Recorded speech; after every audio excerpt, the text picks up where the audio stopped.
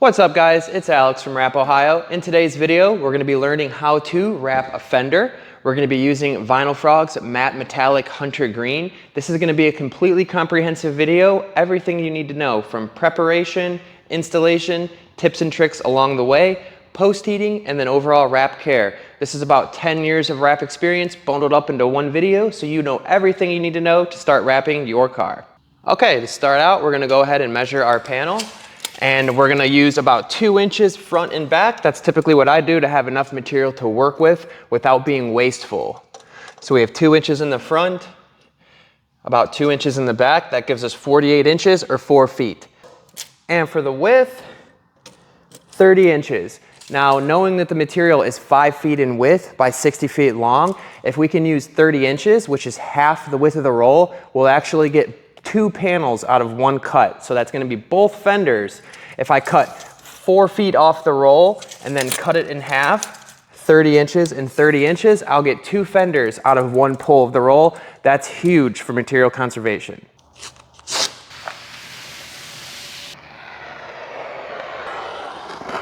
We want to cut as straight as possible so we don't waste material over the whole time. One of the main things to understand about vinyl is that it is directional. So as you see on the back of this liner, VinylFrog actually has a grid, which is extremely helpful in their logo. So we want to make sure that we keep the direction the same throughout the whole panel. What I do personally is I always make sure the logo is facing up or at a 45-degree angle. However, this would be up for me in my shop, this would be down. So we always put the panels facing upward. If the logo is facing up on the back side of the panel before we start, this way we assure that the finish will be consistent and uniform across the whole panel and around. If you switch up length and width, you'll actually see a difference in the hue, especially for nice metallic colors like this. Okay, so making sure I'm cutting with the length of the roll, I'm going to go ahead and turn my material and cut 30 inches. We're going to go ahead and use the grid pattern to make a perfectly straight cut so we don't end up short on either side.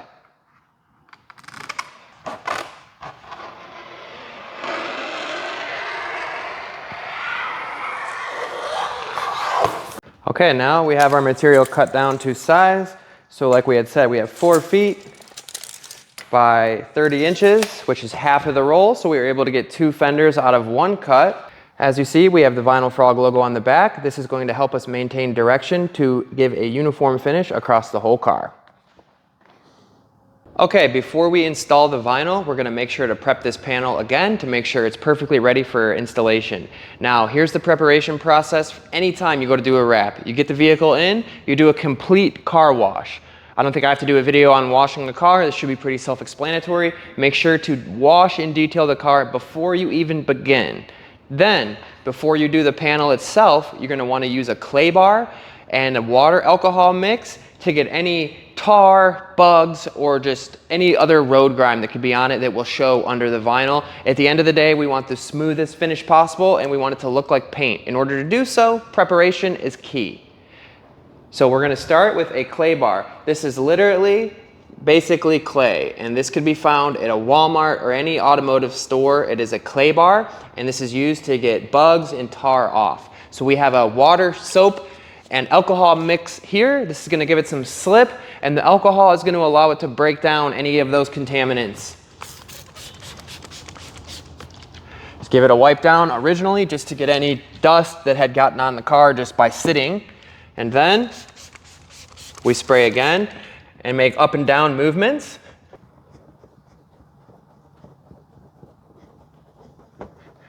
So this is going to get any bugs or tar or sap off of the car that would otherwise show underneath the wrap.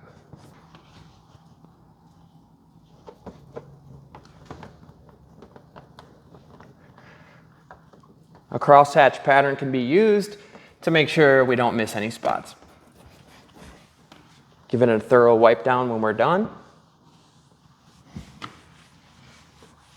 Now we're going to do what I call fine tuning, and we're going to clean all of the edges where the vinyl is going to stick and make its final bond to. This is extremely important and cannot be skipped. You start with a tucker, which came from VinylFrog. You can order it on their website. I'll show you the tools I'm going to be using right before we install. So take the tucker, put it around a rag, spray it with 70% isopropyl alcohol, and then get in each crack. Very good. Make sure there's no dirt, and periodically move to a new part of the rag.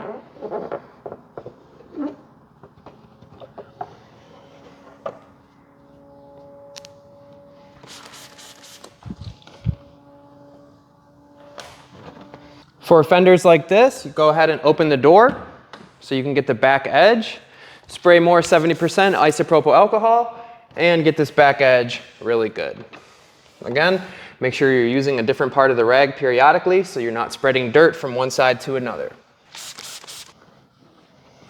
Here's another edge where we're going to be tucking. We want to make sure it's super clean. Now another really important spot is up here in this wheel well. On cars, especially cars that are not new, there's going to be tire shine, wax, dirt, rocks, and everything in between stuck to this wheel well.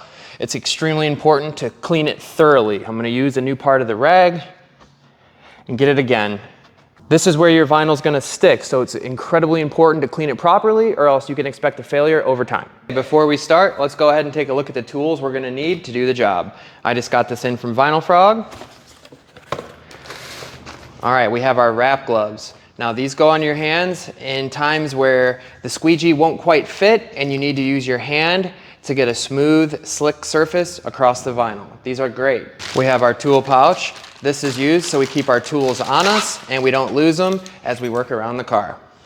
This is called a snitty. We use this to trim areas like the wheel well, which you'll see momentarily, without cutting through or having the risk of cutting through.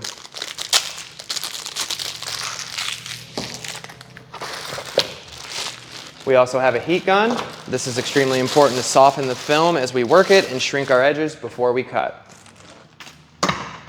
Your knife. This is also important with the correct blade. This is a 30-degree breakaway blade. It's absolutely critical to have the proper tools, including the blade, to do a good job. Squeegees. We have our VinylFrog squeegee. This is great because it has a soft buffer that won't scratch the material as you put it on. There's different types of squeegees with different firmness for each one. So sometimes you want a firmer squeegee to get that wrinkle out, other times you want a softer one as you feed a recess. Now, in case you don't get all the bubbles out and you see one at the very end that just won't release on its own, you can use an air release pen. You prick the smallest little hole and feed it from one side to the other as the air releases. And for the most important tools, your tuck tools.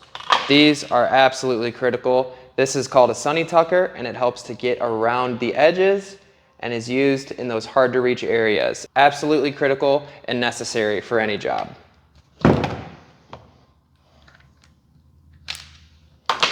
We have our tuckers. These are used where panels meet. So this is where your fender meets your bumper or where your rear bumper meets your quarter panel or under a belt molding, areas like that. Just like the squeegees, there's different levels of firmness based on what you might require. This metal tool is nice, it's firm, and that is critical sometimes where a plastic tool won't quite reach. A thin metal tool with the rigidity of metal will pull the vinyl up when you need to. Last but not least, we have our magnets. These are really nice when you don't have a second pair of hands or you just want the vinyl to be held up without scratching it while you take the liner off or make a trim.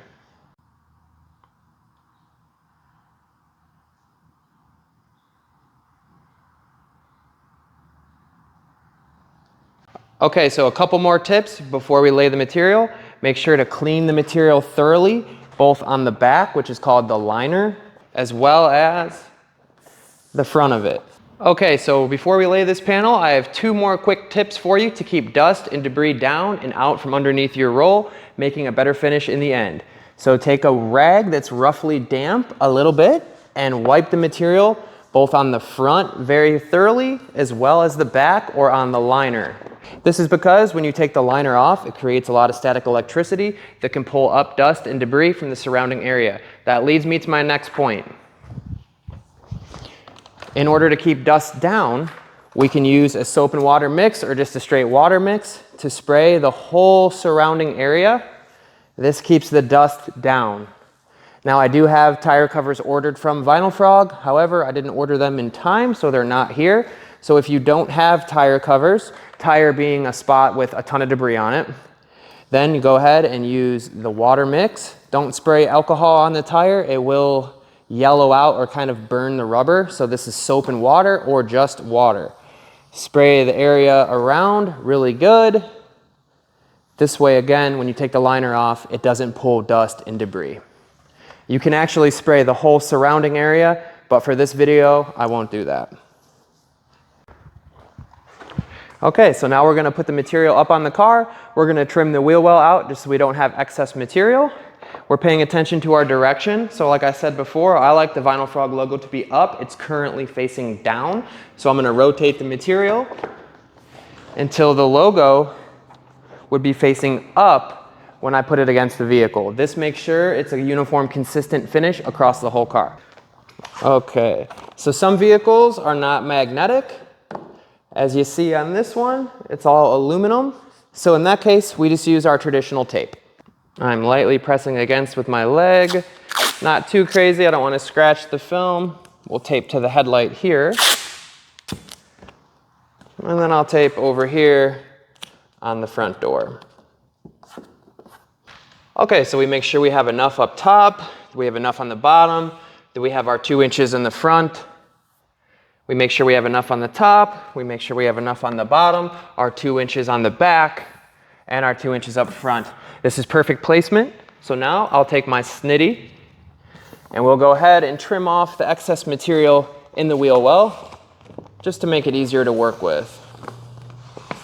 You can see the snitty is really nice because I don't have to worry about cutting the tire or the wheel, but I can get an accurate cut. Now, when it comes to taking the liner off material, I always personally start with the bigger side first. It's a lot easier to take the liner from here to here as opposed to taking the liner from the front and then trying to get it when you're pulling it. It's a lot easier to go from the big side to the small side. So I'm going to start. While that's still taped, I'm going to undo the liner a few inches.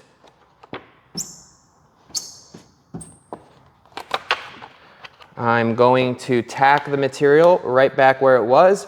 Now, I'd recommend tacking the material outside of the installation zone. The installation zone being the panel that I'm wrapping. The reason for this is because as you work the material and pull it, you don't want to make any adhesive lines or stretch marks or any indicators that you had manipulated the film. So I'm tacking this material on the hood and on the door. I'm going to reinforce that just to be safe with either a magnet or a piece of tape. Now, I come to this side and I lift the material. I reach under and now I slowly pull the liner off. Now, I can just continue to pull, and in this case it would be fine. However, it's also a good spot to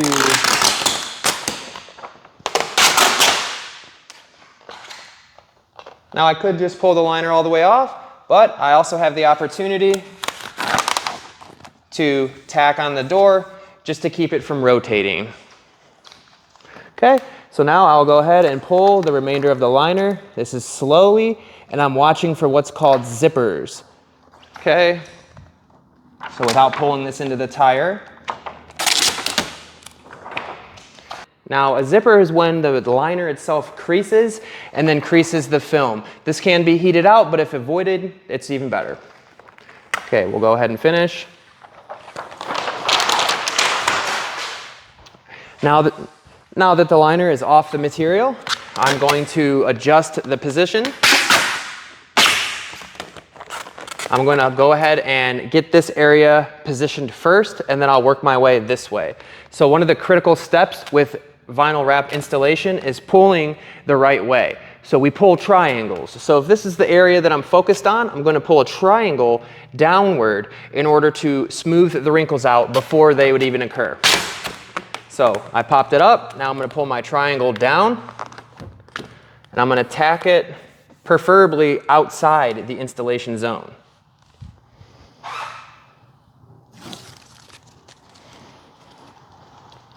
Now I'll do the same thing for this corner here. I'll pull a triangle up and out.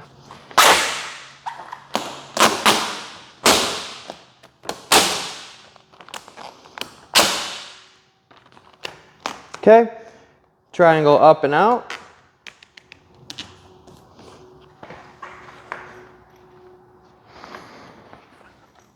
And we'll go ahead and lock this area into position.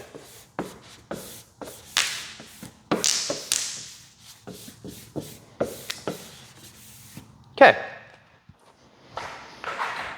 Okay, so now that we have the material tacked into place and we like our positioning, we're gonna go ahead and pick this front portion up. We're gonna heat just a little bit just to soften the material, get any wrinkles that were made as I pulled the liner off. And if you have more of a compound fender, you'll give it a little heat and you'll pull a triangle towards the front. Now with this type of material, it's best to just make one steady and sturdy pull. Like that. Okay, now that we're past any wrinkles, we're gonna go ahead and lightly heat the material just to soften it up a little bit. Okay, let the material cool. This is very important. You don't want a hard line here that you then stretched from, because this is all gonna be super stretched and this part will not be stretched. You'll see that in the material. So it's critical to let the material cool. We just heated it to smoothen out the finish, make sure there was no wrinkles in there. Okay, so I will be pulling a triangle frontward. As I pull front, I'm gonna pull down and up at the same time to distribute the stretch and to get the wrinkles out. Tack outside of the installation zone on the bumper and the headlight. I'm gonna tack here as well on the hood, and I'm gonna pull the bottom back up and get this area pulled down or glassed out. One steady pull. Oh, one more. There we go. And I pulled a triangle down. Now we'll begin the squeegee process. I will now begin to squeegee this material out, working the air and the wrinkles as we go.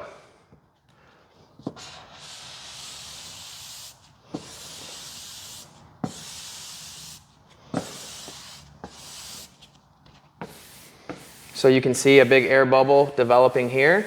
That's okay. We can either take it from the bottom or in this case, from the top.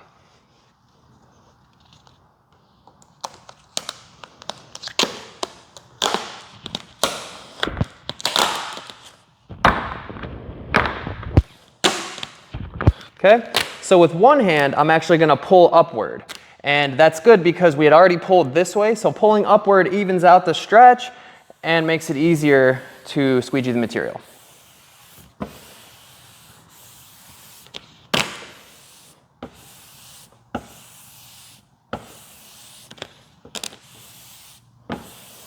With wrinkles like this, you want to make sure you hit it from the correct direction. So we're going to come back from this way. If I squeegee this way, it's actually going to reinforce those. But if I come from here while pulling up with this hand as a counter pull, it lays right down. Same thing with this wrinkle here. If I hit it this way, it's going to reinforce it. However, if I come from this direction,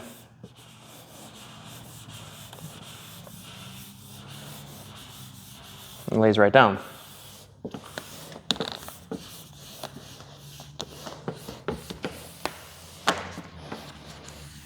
Okay, now we're going to squeegee this portion down. Wrinkle bubbles like this do happen. However, due to VinylFrog's nice material, they come right out. And if they don't, you could either use that air tool at the end or just pop your area up if you still have the excess film.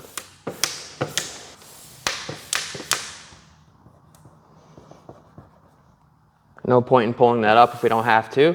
Something like this, it's pretty simple. We'll pop from the side.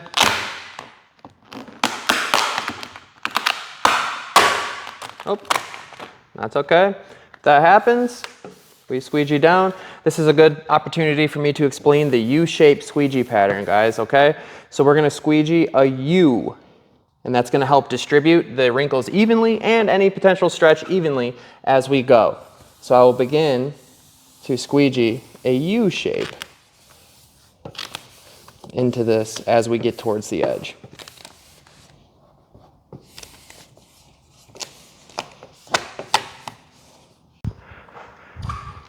Now we'll finish squeegeeing the air forward before we begin the finishing process.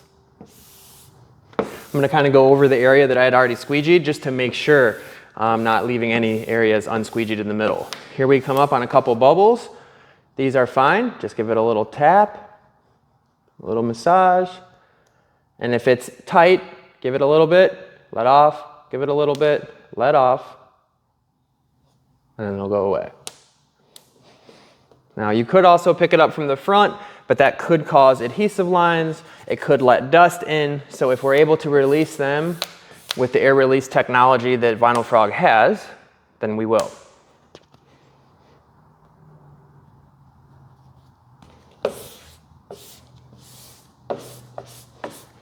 Okay, as we enter this wheel well area, I'm going to pop this up and pull down. Because we had our original stretch going this way, all we have to do now is pull down to even it out and for it to lay right down.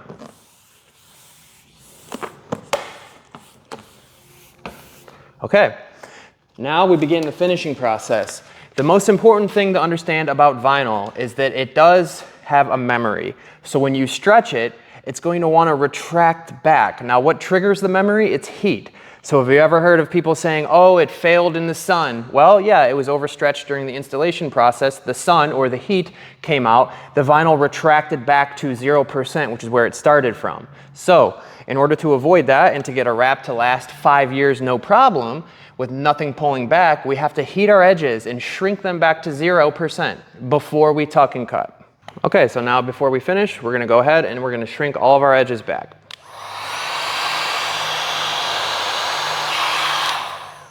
Now I just switched heat guns out, and I gotta say, I actually like this VinylFrog one a lot because it has a gauge here that allows you to change your heat. So that's great. So I'm gonna go to about 3/4 in at about 5, setting 5. And to the higher setting, oh yeah. And now you'll see the material actually shrinking back to 0%.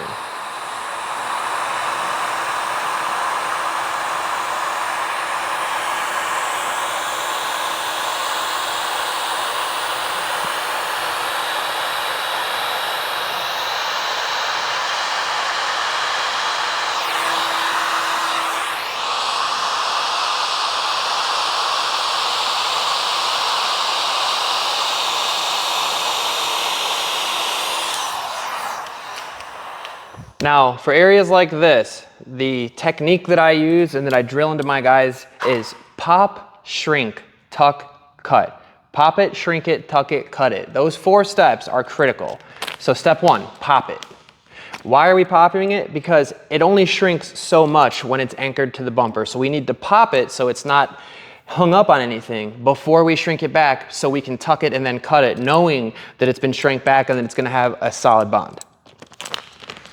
So carefully pop it. I'm going to cut off a little excess here. You can also lay tape on the bumper itself to lower the surface energy and make it a little bit easier to pop. So pop. Okay. Now that it's been popped, we're going to shrink it.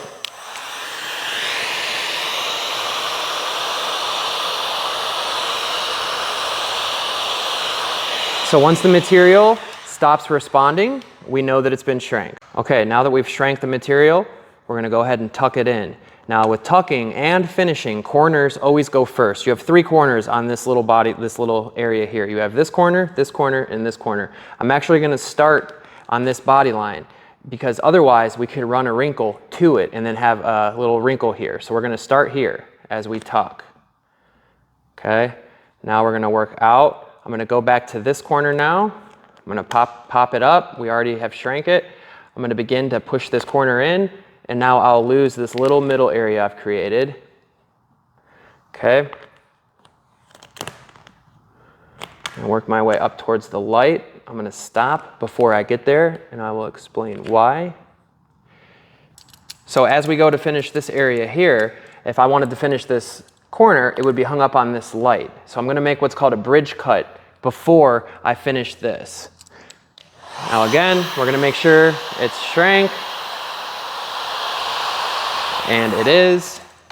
Now I'm going to make what's called a bridge cut. I'm going to take my knife and very carefully run it on the edge of the headlight. Now this is a black car, so it's fine. It's going to get enough material back in there to where you don't see the paint, and it's going to be a clean straight line. So I have my middle finger I'm using as a depth guide, and I'm only letting the blade go in so much because my middle finger is stopping it. That, and I'm not turning the blade into the headlight, digging in. I'm basically running just flush and actually a hair off flush. So I am pushing with my thumb against the headlight to keep my blade in position, and I'm using my middle finger as a depth guide. Now I'll make my bridge cut.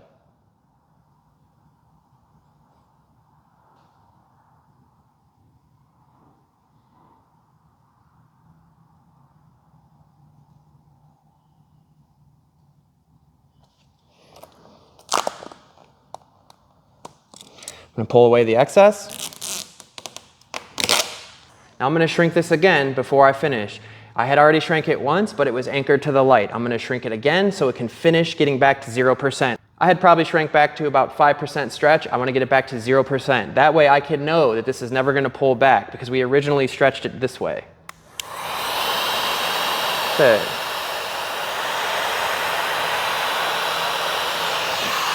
Okay.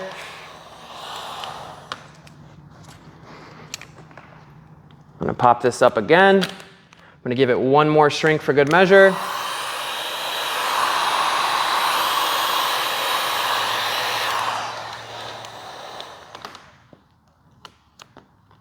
Now, with this corner being my first, I'm going to take this material while it's still a little bit warm, and I'm going to push at the very peak of the corner itself. I'm going to wrap it around and push on the back peak. The very center of the corner on the back is where I'm pushing. Now I'm popping the material up off the bumper so it doesn't just stretch in. I don't want it to be anchored on the bumper as I tuck it, or else I'm going to be stretching it at the very end. So while popping up, I'm going to start at that corner, and I'm going to roll this way. Popping it, rolling this way.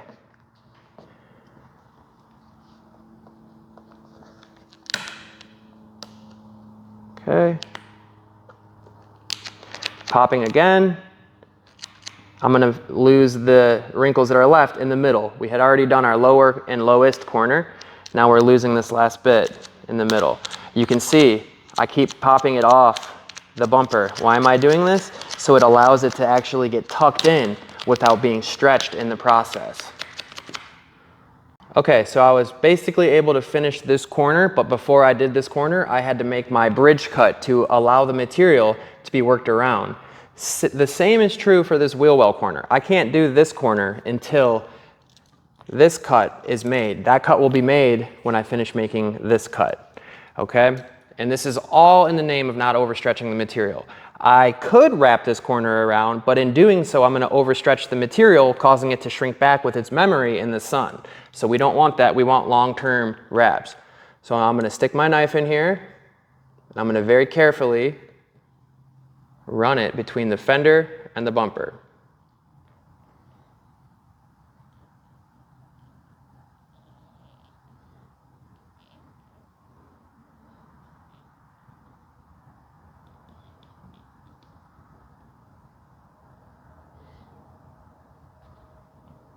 Now at this point, I'm going to angle this way so I have enough excess when I go to finish that corner.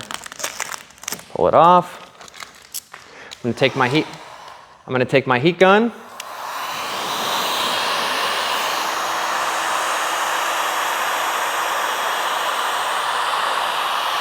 And make sure that any little stretch that was done in that process is out.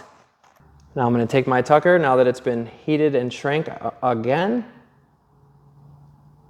I'm going to make sure it's all down. Any spots that needed trimmed could be trimmed, but this way we have full coverage. I don't see any paint. I know the material has been tucked and shrank before it was cut, and I can have confidence that this will not pull up. Okay, so before I work this whole fender well, which I could work from here to here, but at this point, I'm gonna run into the same problem we had here. So this cut must be made before I can work this corner. So in order to do so, I'm going to pop it, shrink it, tuck it, cut it. One of the top 3 most important things to know about vinyl wrap. And it's all in the name of not overstretching the material, so it lasts for a long time. Okay, now that it's popped up off this rocker panel and there's nothing holding it and restricting it from shrinking, I will shrink it.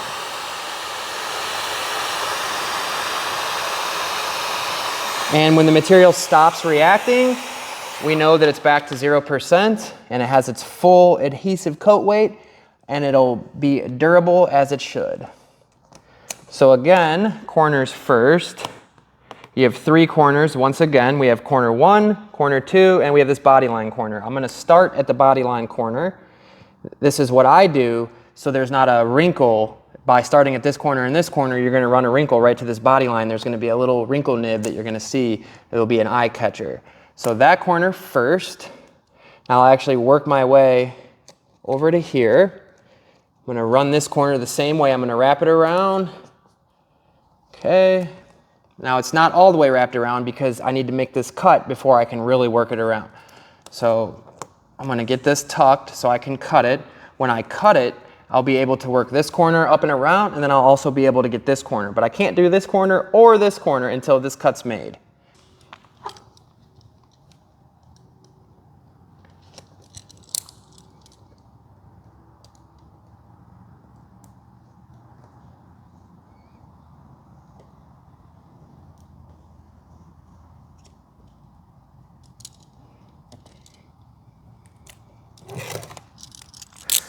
Now that it's pulled off, we're going to shrink it one more time. I'm going to go ahead and shrink the whole wheel well as well.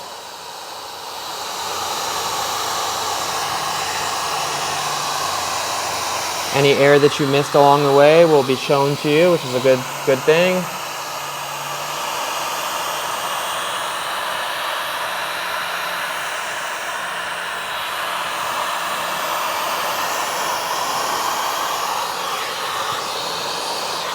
Okay, while it's nice and warm, I'm going to work around this corner here, give it a little bit of a pull and hook. Before I move on, I'm going to go ahead and finish making sure this is all tucked and down now that it's been heated and shrank. Now I have this corner hooked. I do not have this corner hooked, so I'm going to warm it up just for pliability. You can see the material didn't really react. That's because it had already been shrank. Now while it's warm, we're going to hook to the very peak of the corner. So I'm going to pull it just a little bit, and I'm going to push down on the peak of the corner. Then you start at the peak of the corner and work your way around. Start at the peak of the corner and work your way around.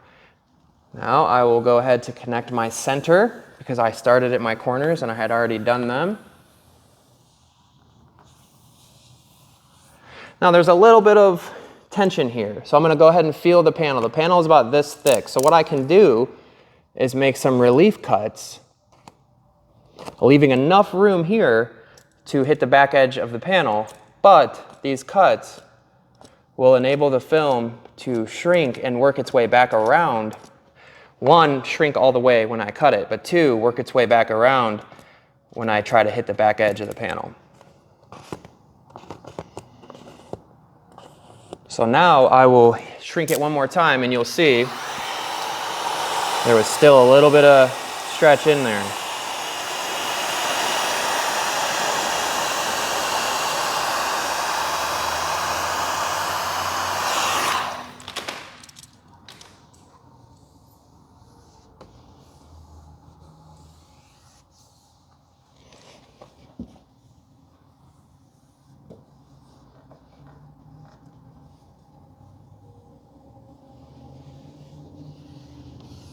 Okay, so I'm gonna work it around until I can feel with my finger the vinyl on the back edge of the panel itself. We're gonna make sure there's no wrinkles along the way, so I'm just doing a little bit at a time.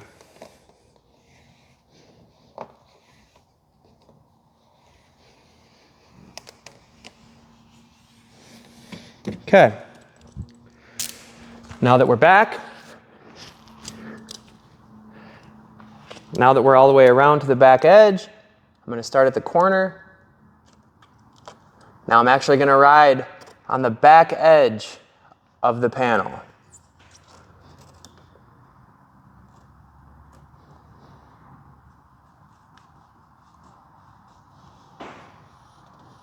I'm actually cutting flush on the back side here.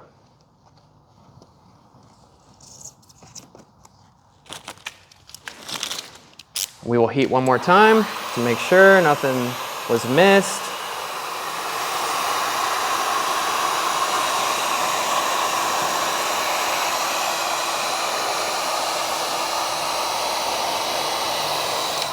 And if nothing moves, that's a good thing.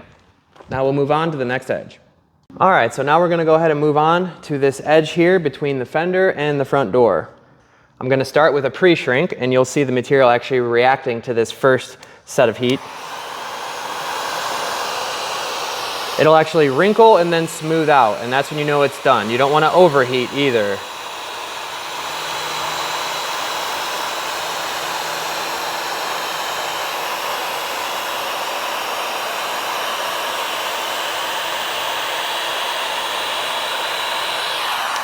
And that's it. Once it's smooth, we're gonna go ahead and reinforce our edge, and then we're gonna make another bridge cut similar to the one we made on the headlight. Making sure our blade is fresh. Once again, I'm gonna use my middle finger as a depth gauge. And then I'm gonna use my thumb to push against this opposite panel here on the door. This way I keep my blade where it's supposed to be, but I don't go too deep at the same time. This is a bridge cut.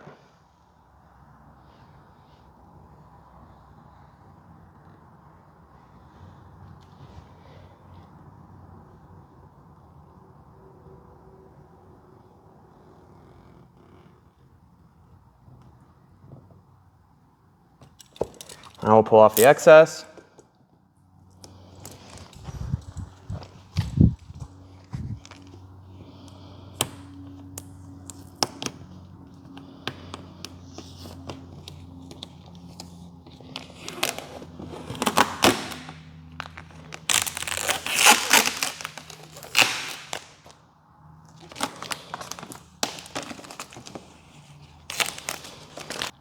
Now we can go ahead and open up the door.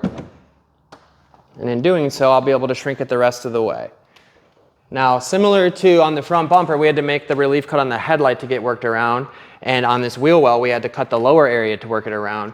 I have to actually pop the hood before I can work this area. I can't work this corner around while this is caught up. So I'm going to detach it from the hood. I'm also going to pop the hood.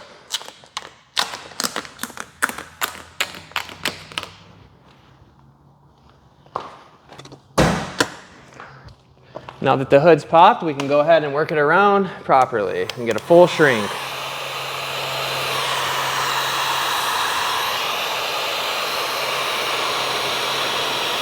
You can see there was a little bit of shrink left in there. Once we're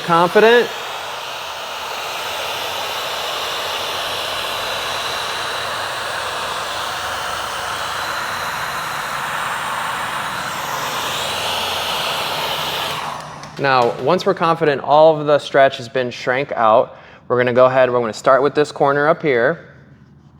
I want to give you a little bit of a closer look here. I'm going to shrink one more time just to be sure. Yep, did not react, so that means we're done.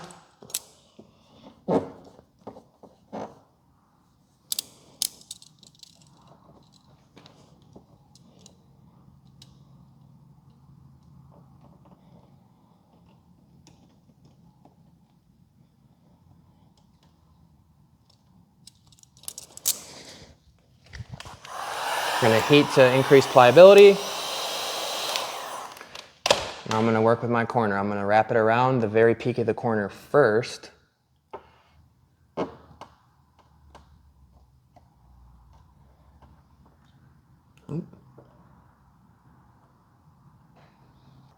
Now once this is wrapped around this corner, I will now work down and around the body line. Now when we do this, we want to make sure that we're not rolling all the way around at once. We're going to take multiple passes, going a little bit on each one until we're fully around. Now for sections like this, it's actually nice. This is where the wrap gloves will come into play. This is where it's nice to have a smooth, it's almost like turning your hand to a squeegee. So as normal, we're gonna shrink first. It's already been popped. Shrink. I had already come through once, so it's fully shrank. We've now confirmed that.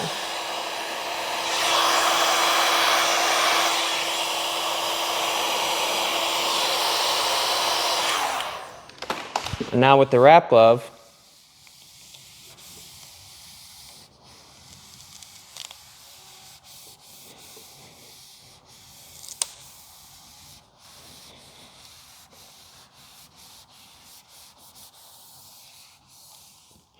we'll get to our edge. Now on this fender, because it's black and the hood covers all of this, we're actually only going to go to this body line, so I will be trimming it back to that body line, so it's just the perfect height there. We did cut it close on the width, but we did that, if you remember, to make 30 inches work. It was critical to make 30 inches work because we got both fenders out of one pull on the roll, meaning we'll have more than enough material, which is good in case a mistake is made. So we're going to finish our last corner before we roll all this. I'm going to go ahead and heat it up for pliability. We're going to start at this corner here and work our way up. So start at the corner and then roll off. Start at the corner and roll off. We're going to trim the excess material.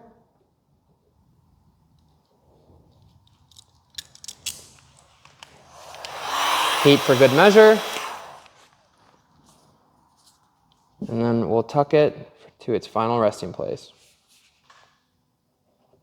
Now that this corner is finished, we're going to heat one more time. And we had already heated it and shrank it, so that's good. We're going to run our hand on the edge of the body line to make sure no wrinkles are there. We'll use the back end of our squeegee. And then we'll do our final tuck with the tucker.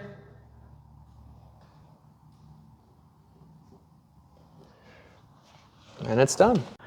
So now we're going to score back to this body line here. We're going to make sure we have a fresh blade. Okay, so with a sharp blade, we're going to be able to score back to this body line without cutting through. I'll demonstrate scoring after. However, if you don't have knifeless tape, you go ahead and score it, and with just the right amount of pressure, it doesn't cut through.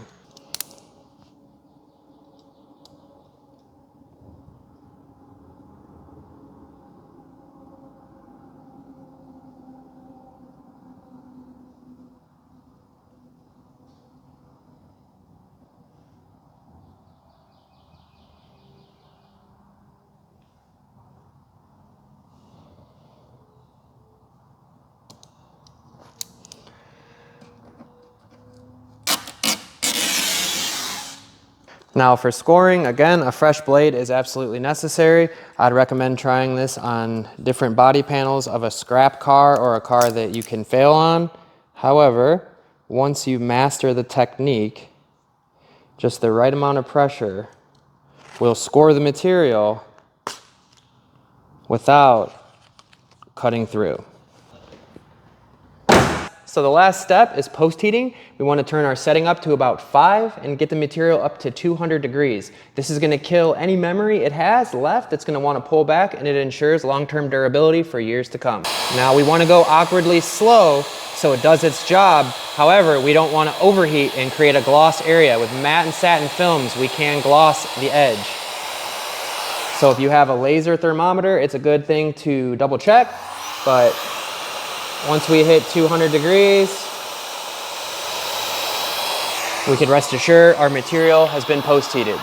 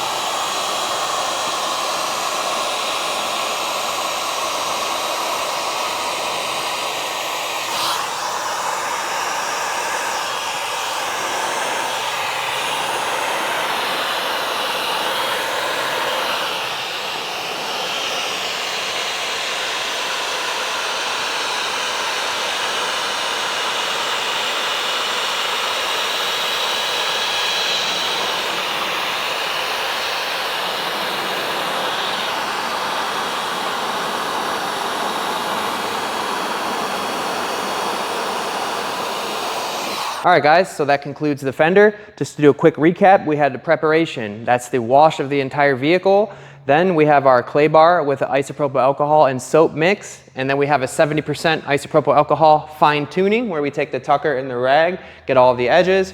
We have installation, tips and tricks. We made sure we shrank all of our edges back. We learned pop it, shrink it, tuck it, cut it. Critical for areas like this. We learned scoring, and then we learned post heating. That's it, guys. We'll see you on the next video. I'm going to move on to the rear door in case you want to check out how to do that and how to deal with recesses like this. If you need any of the materials used, you could check the link in the bio, but vinylfrog.com is where you can shop. Take care.